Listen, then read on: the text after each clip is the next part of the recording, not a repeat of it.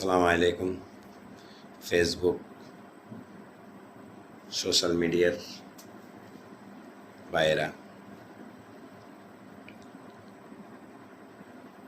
এই ভিডিওটা আমার ফেনী জেলার প্রাণপ্রিয় কলিজার প্রবাসী এবং যারা ব্যবসাদার আছেন সকলের দৃষ্টি আকর্ষণ করতেছি।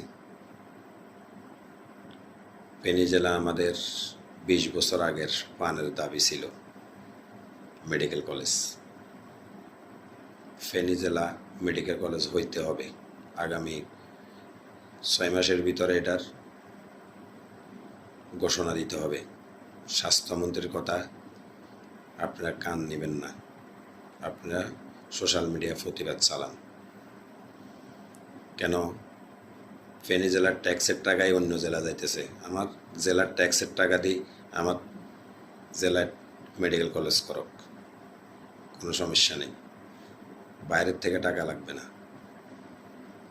আপনারা কি জানেন প্রবাসী ভাইয়েরা, দেশের সবাই বলে রেমিটেন্স, প্রবাসী ভাইদের রেমিটেন্স, প্রবাসী ভাইদের রেমিটেন্স, এটা ঠিক আছে, কিন্তু এটার ব্যাখ্যা অনেকজনে জানে না।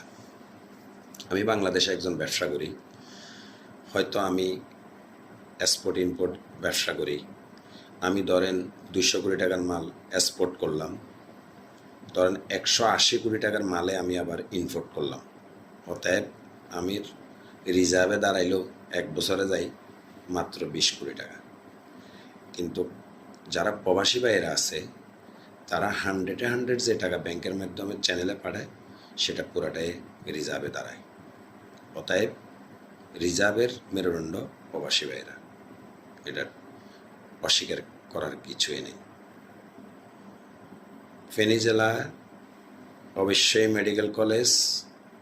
ফেনী জেলা কখনো অবকাঠামো, গ্রামাঞ্চলে রাস্তাঘাট ভাঙ্গা চূড়া, পরিস্থিতি ভয়াবহতা। এখন পর্যন্ত ফেনী জেলার আমাদের মুসাফুর বাঁধের কোনো ব্যবস্থা করা হয়নি। গ্রামে করছিলাম এগ্রো, এখন পর্যন্ত ফুলগাজী পরশুরাম বেড়িবাঁধের ঠাই কোনো ব্যবস্থা হয়নি। অতএব ফেনী জেলা আমাদের এমপিগুলা ওইখানে আসি লেকচার সারবেনি, ঢাকা গেলে সব ভুলে যাবে। কথা বুঝেন না? সবার আগের কথা সবাই চিন্তা করবে। আপনারা যারা আছেন রেমিটেন্স যোদ্ধারা, আপনারা সোচ্চার হবেন। আগামী 1 বছরের ভিতরে ফেনী জেলাতে